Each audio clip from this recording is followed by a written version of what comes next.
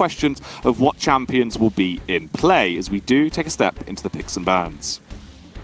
Once again, I just love the versatility coming out from both of them, as every time these two have been playing throughout this tournament so far, they've had drastically different picks, and once again we see that here.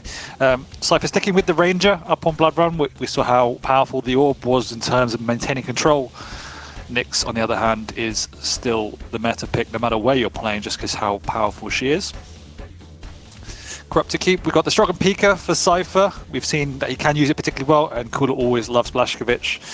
It's amazing how well he could use that, particularly with the dual wield. And then we finish up with Molten, actually, which is not a map I would have expected between these two. And we have Doom, which is pretty unusual for Molten, but Sorlag for Coollerz. I quite like the Sorlag pick there.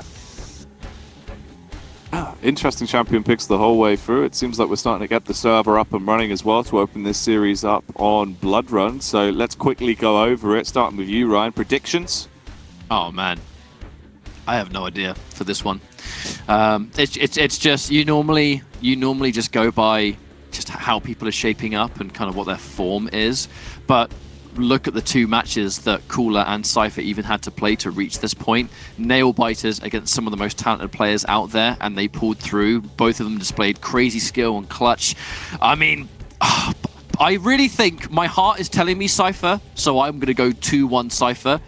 And part of that is that this would be a great victory for him. Well, there we go then. Let's find out from it, as that's all we got time for. We're ready for the action. Cypher taking on Coollerz as we get into the game, Dan. We are in the game, and we've already got a conflict for the Mega, as Coollerz already having to force out the Ghost Walk. He has gone aggressive though, trying to catch Cypher off guard, but is unsuccessful in doing so, as Cypher scuttles away and picks up the heavy. Cipher instantly in with the opening frag. A beautiful way to start off the game, and looking for more as well. Coollerz on the Nyx now, being who we are going to follow, as he waits back around by the Mega, waiting for the spawn to come through, doing a bit of damage with a shotgun, secures himself a railgun, but misses the initial shot, and Cypher retreats. He's scavenging those major items. He has the Dire Orb as the mobility utility as well. Didn't quite realise Coollerz was getting aggro with the Ghost Walk, so Dire Orb's in and finishes it with the LG. Oh, Dan, he's 2-0 up already. That was quite something. Coollerz going very aggressive without any weapons to work with it, and Cypher responding pretty much in kind. He does pick up the lead, but it was quite a big cost to his resources. However, hitting that back-to-back damage is certainly going to help his cause as he evens up the match to a certain degree. But he's definitely on the defense now, as Coollerz won back map position and control. He's gone aggressive again. That's an amazing use of the Ghost Walk. Catches Cypher really off guard once again, and already showing his intent in this matchup. We're seeing the tried and tested form as well of Coollerz on Nyx coming out, and we're only a minute and a half into the game, so it bodes well for the overall series. This doesn't bode well for the survivability of a man called Cypher, though. Takes a lot of damage from the rail, left down incredibly low, and has to fall back and just stand the blood pool and soak some of that up to get some back in his veins. And it looks like Coollerz continuing the momentum that he picked up against Venga last time. Okay. With his rail accuracy, which has been on point all day today. Chasing down Cypher. He's going to take a lot of damage, but do remember he's got the Ghost Walk if he needs to use it. And he might have to here. That was incredibly risky to stick around for that. Took much more damage than he would have expected, and Cypher off the spawn. I mean, that was Quake Live Instagib-esque, Dan. Just round the corner, he's bouncing in. He's ready for frags. Another aggressive Ghost Walk. Oh my, the consistent scraps between these two, they're having an absolute brawl, and Cypher is barely peeling ahead when it comes into these encounters. Another frag goes his way. The rapid adjustment on the rail as well is so beautiful. The precision is punishing, and Cypher wants to destroy this man into the Dire Orb, switch to the LG, and he is just annihilating Coollerz now. I don't know what's going on. This has been a complete 180 from their previous two matches where they were both heavily conservative.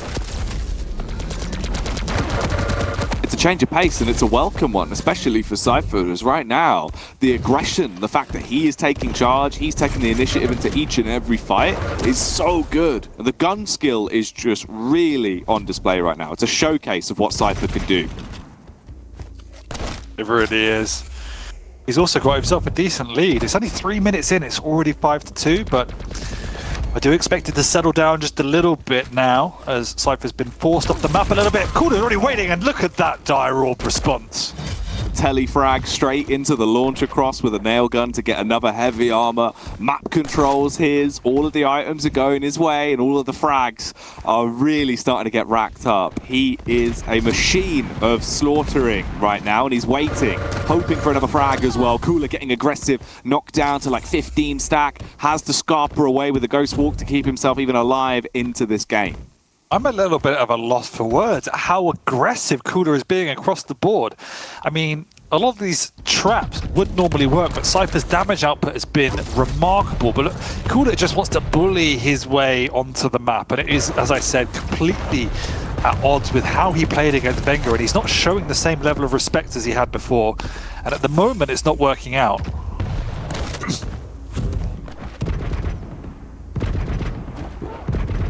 Cypher take a bit of a slower approach to things now. Obviously doesn't really need to necessarily overstep the mark.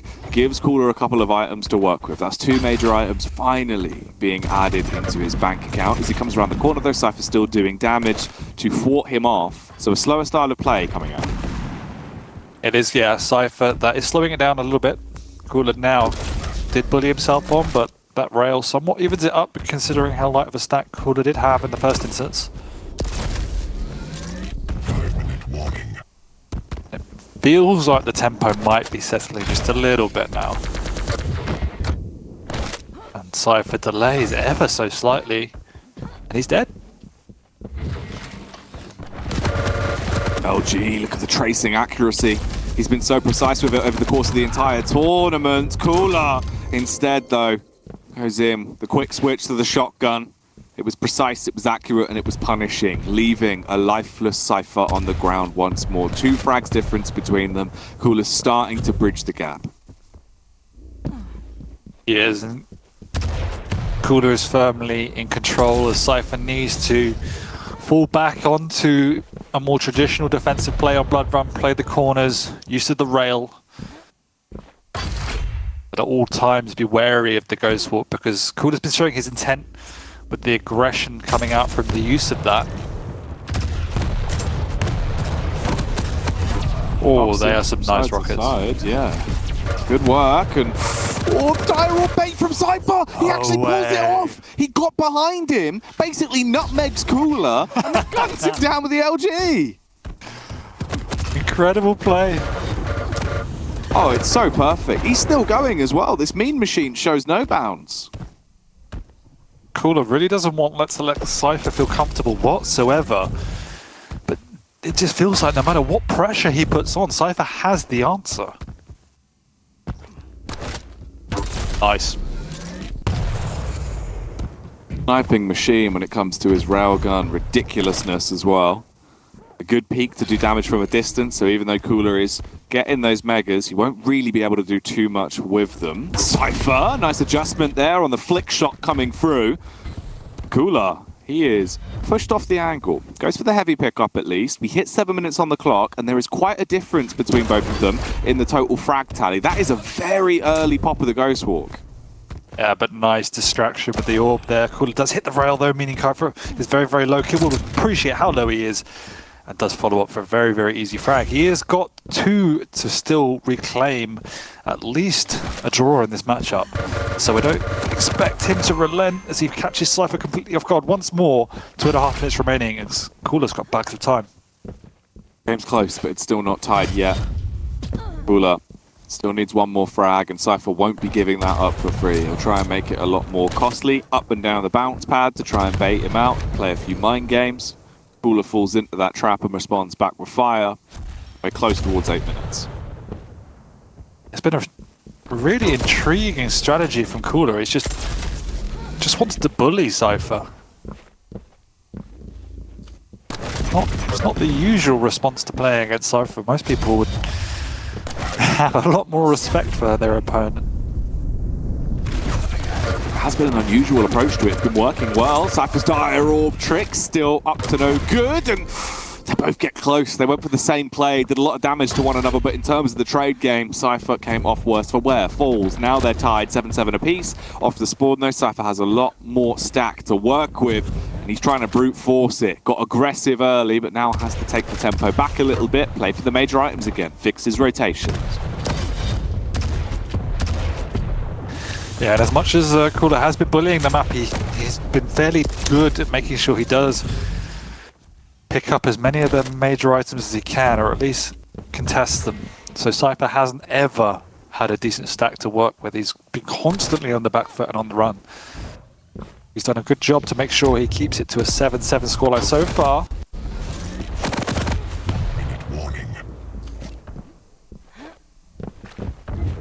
We're at that point now where it is essentially next frag wins, so...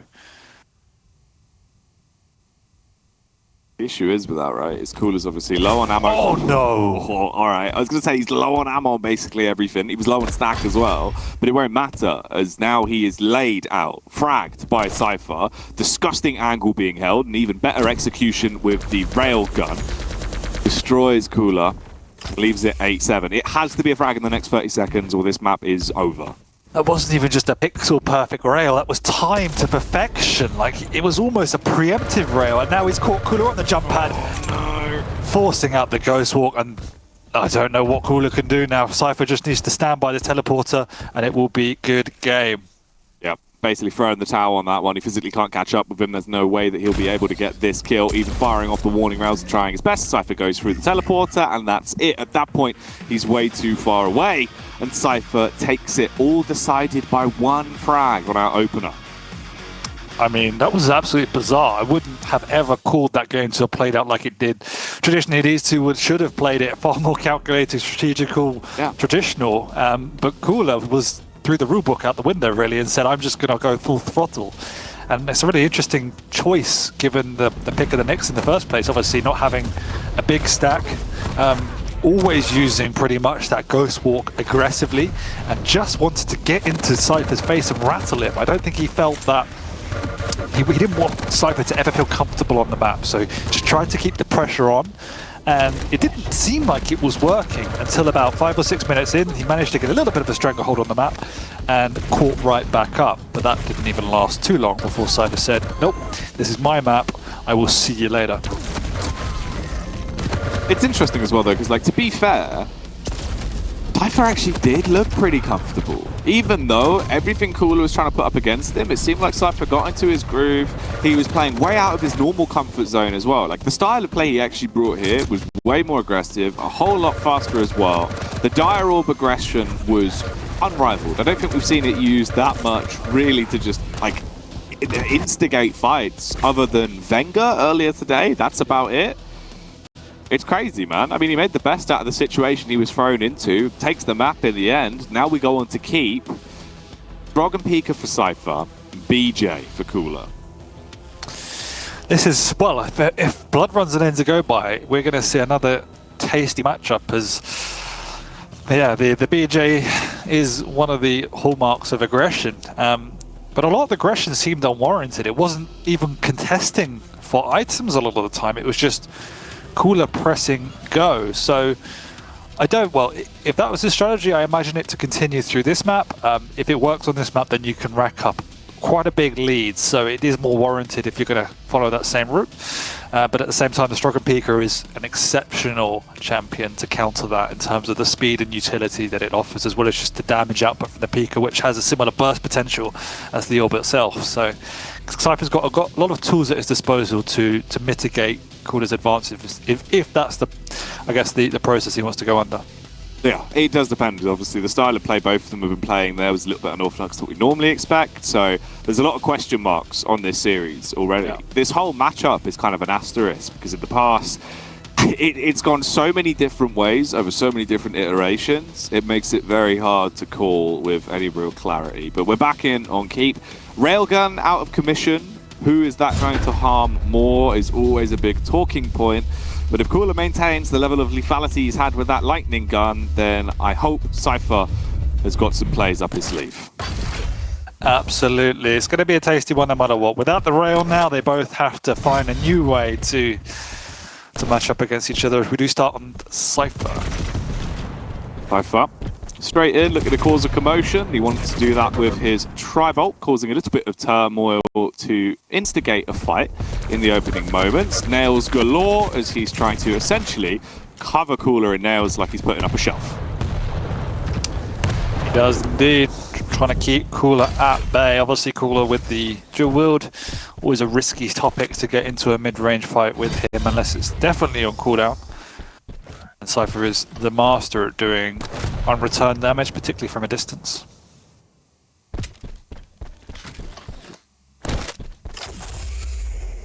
Cypher. Roaming right now. Both of them basically splitting the map down the middle, playing for an item apiece.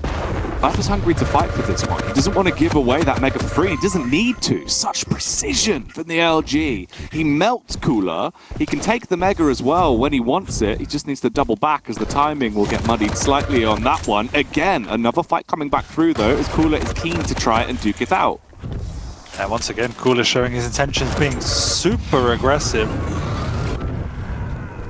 As you rightly say, the precision from Cypher plus the initiation in there so much that he got earlier damage, won in that engagement.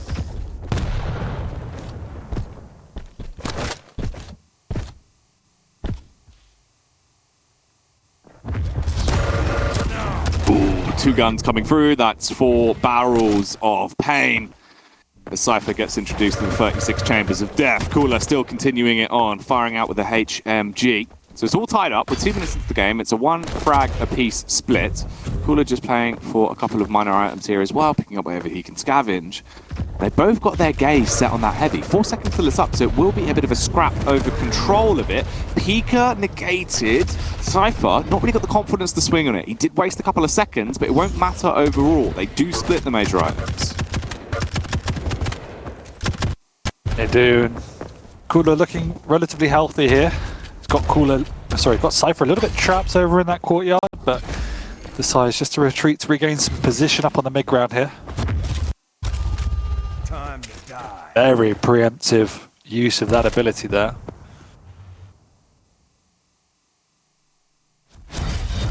Stopwatch. Cooler showing how you can use it though, to just gain that extra control, right? Obviously it puts a little bit of fear into your opponent if they think you've got 2 guns when you're going to battle over an item. Cooler showing that he only really needs 1 LG. Cypher doing his best damage back with it. Seems like he didn't miss a shot on that. Every tag was perfect. I'm a little bit confused as why Cooler's taking some of these fights. It was clear that Cypher had the upper hand there because he got such a large amount of damage early on. Cooler just wants to rush his opponent.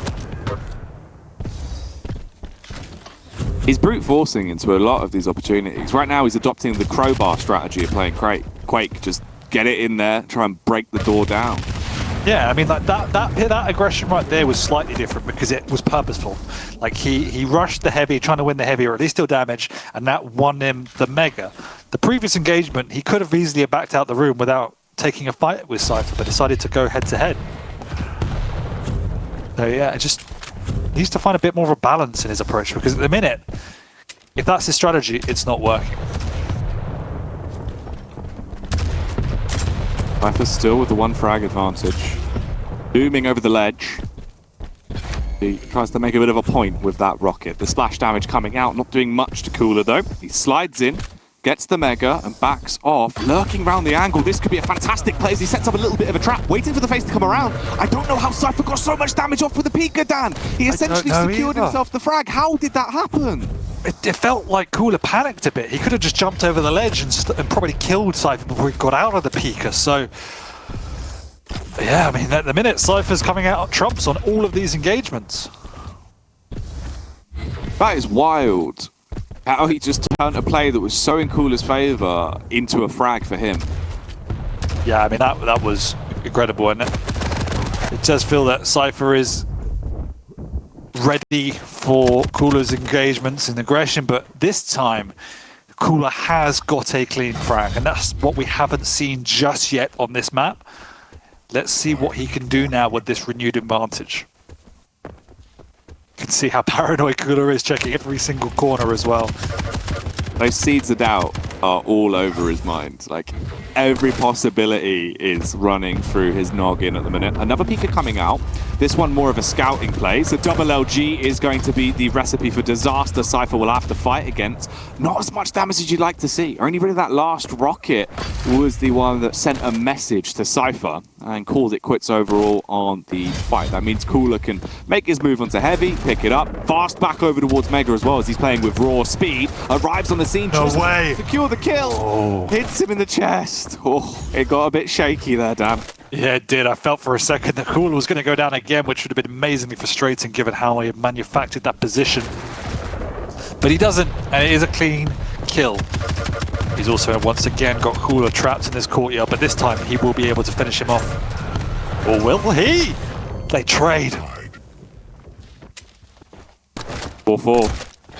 Cypher still knocking on the door. No right for Cypher to get that kill. No, not at all. The fact this game's so close as well, and the fact that Cypher's one map up already on the series, it puts a lot of pressure on each and every play that Cooler has to make. Yeah, Cooler must be frustrated because he's put so much pressure onto Cypher, and yet he doesn't seem to be able to get a dominating and commanding lead. Like, Cypher's always in these positions where, once again, Cooler's gonna die. Like, Cypher has no right to be winning any of these engagements. And he's killed Cooler out of nothing. Makes his entry point into the game, traps him behind the statue as well, so he can farm up a couple of minor items to still build himself back up. He knows he's just stuck there. Cooler taking damage after damage. The Pika playing through the air perfectly as he'll slam it back down into the ground.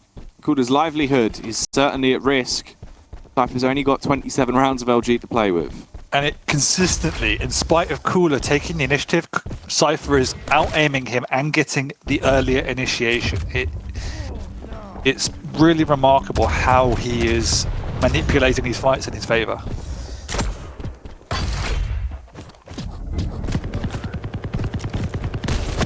The Cypher Killer B is back on the swarm. Cooler's going to need to swat him off at this point. Comes fast around the angle. He has Pika ready to try and punish with as well. Cooler, a little bit of damage on the way out. A love tap, but in reality, it's the major items that are just being absorbed by Cypher. Then he gets back into another fight as well, and he's almost fragged out. Again, he's caught Cooler. Cooler thought he had Cypher on the back foot, and Cypher says, "No, sirree, this is my fight, and this is my frag." And it is a big feature, actually, we haven't discussed, is Cypher is definitely using the speed of Strog to outskirt Cooler. He's getting in and out of position faster than Cooler, and it's become a bit of a struggle now for Cooler to try and keep up. Falling behind far too rapidly, especially if Cypher can maintain this level of pace and pressure that he's putting on him. Mega comes up, but I mean, it doesn't matter. Oh, that's disgusting.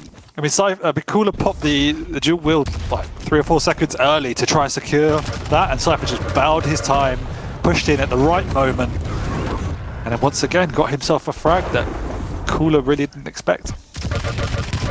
Didn't at all. I don't think he expected to keep on getting this. Will finish the map here. If Cooler gets away, it would be remarkable.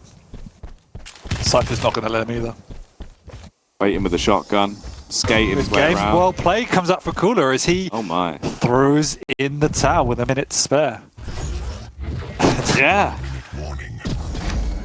Calls it quits right then and there. Left the game with a minute left on that one. Just, that's it. That's over. Wow. That's a 2-0 for Cypher. That was such a bizarre series. It was. Such a bizarre series. But at the same time, it was just vintage Cypher. The way in which he found ways in fights he shouldn't win to deal more damage and get frags and stay alive. Like that's what makes Cypher such a great player. And probably just frustrated Cooler, in all honesty, because he tried and threw everything at Cypher. He just couldn't break that door. No, he just couldn't get in. Cypher winning that is ridiculous, because obviously that now means he's going to move on to the final with the European side of the bracket. Yeah. Cypher, he's very much back.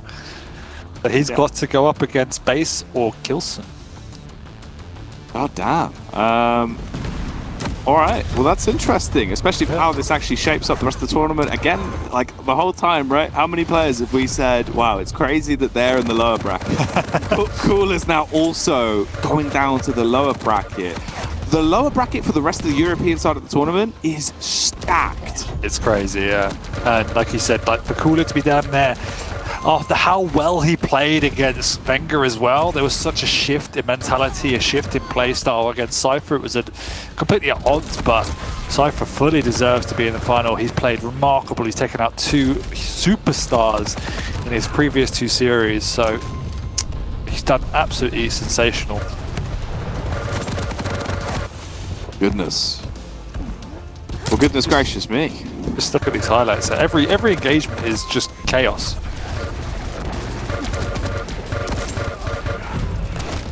I really enjoyed that. Like as a series, spectator-wise, it was fantastic. Also, I think it's more exciting because we saw a side to Cipher that we haven't necessarily seen throughout the course of the tournament. Obviously, he's been playing quite reserved, been playing very systematically smart Quake, but not necessarily been like going out of his way to duel. Whereas here, it was just fight after fight. Ryan, Flea, obviously joining us back off that one. I suppose you didn't expect it to end so quickly, I'd imagine. I really was confident we were going to see a 2-1 at the very least, either side. But the absolute damage alone, I mean, just look at all those end of replays in the final map. Cypher's LG was just ridiculous, man.